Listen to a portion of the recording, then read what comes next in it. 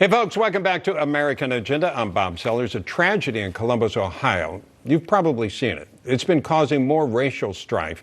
A police officer shooting and killing a 16-year-old girl after she allegedly lunged toward another girl with a knife. That's what the video shows. Now, the White House, former Obama officials, and even some celebrities are arguing that she was targeted because of her race.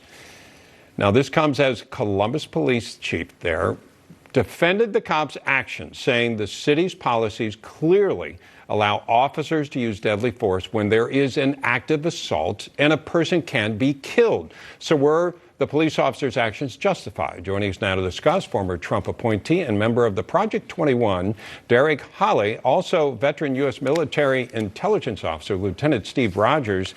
Derek, let me ask you your take on what happened here. What do you think?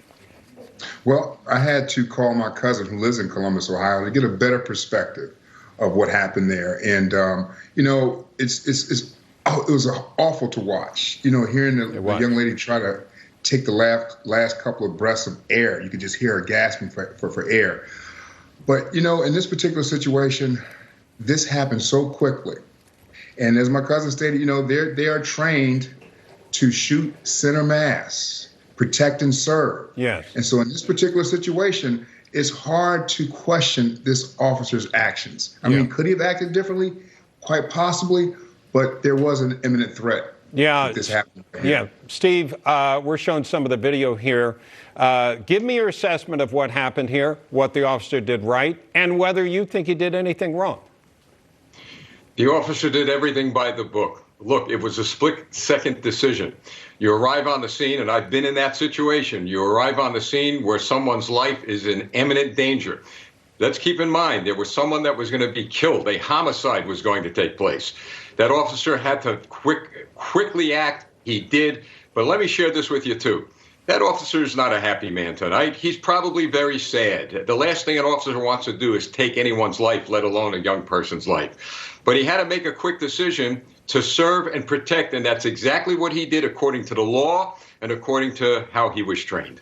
You know, I have a friend who's a cop, and you're hearing different theories go around, and I'll just dispense with the idea of shooting in the leg or shooting in the hand. It doesn't work like that. I mean, not only a moving target, it's a smaller target. If you miss, it hits somebody else. So that whole idea of not aiming for the mass of somebody, that's a bad idea. But let me ask you this, Steve.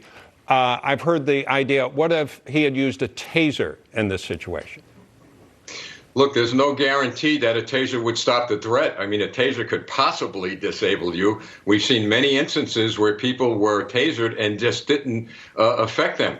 He did what he had to do, what he's trained to do. Look, I don't get it. I don't understand how people don't get the point that a homicide was about to take place. Another young person would have been killed at the hands of this 16-year-old. So the fact of the matter is, he came upon a scene and he had to make a split-second decision. And that decision, unfortunately, as bad as it was, ended up saving the life of the other person. Yeah, I have someone that I know very well who used to work in an emergency room, and people with knives, where they stick you depends on how serious they were. And they can stick you in the heart and suddenly you're dead. So what doesn't look like, you know, it's not a gun, so people think, oh, it's not as dangerous. Yes, it potentially is, depending on what they're doing. And that girl seemed to be out of control. Certain appeared to be as that officer approached. So, Derek, let me ask you this. Do you think race was a factor here? No. Not in this particular case. Again, I do think the officer acted in a split-second decision when he got there. But I do think his age and his experience was a factor in this particular case. How so? He's 22 years old. He's less than 2 years on the force. And when he got there, I think he diffused the situation, but I almost think he may have panicked a little bit when he did pull the trigger, because he pulled the trigger 4 times. He shot 4 times. And so that to me sounds a bit extreme, and that he may have panicked it a little bit. Steve, do you read it that way? Look, I was involved in a terrible shooting in the 90s, and I shot several times. When somebody is about to be killed, The only thing on your mind is to stop as fastly and as quickly as you could from an innocent person being killed. No officer wants to shoot anyone. No officer wants to wake up in the morning thinking that, look, they're going to have to kill someone. This officer was trained to do exactly what he did. He did nothing wrong. It's unfortunate. It's sad. God help all of us if we come to a point where police are going to decide, I'm not just going to simply get involved in this stuff anymore. Yeah. I'm going to walk away. We don't want that. To put a fine. Go ahead, Derek. Conversely, we just had another shooting, where an officer shot an unarmed black person.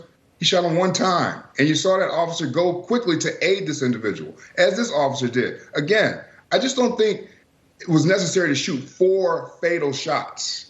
Okay, let's give Steve a chance to answer, because I've not been a cop, but I can imagine the adrenaline is flowing.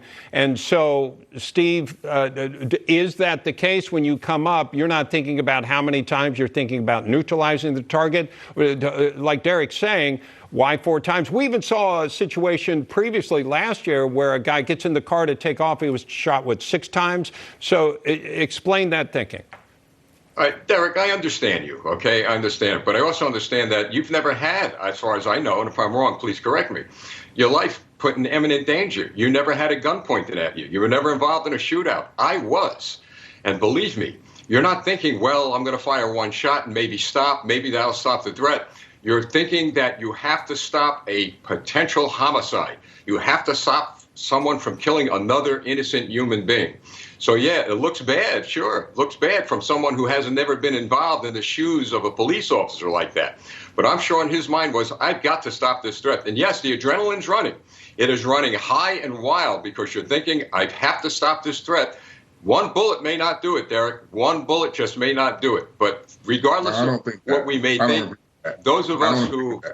Those of us who are not in a situation like that will never understand what goes through the mind of a cop. Yeah, Derek, take 10 seconds. You want to respond?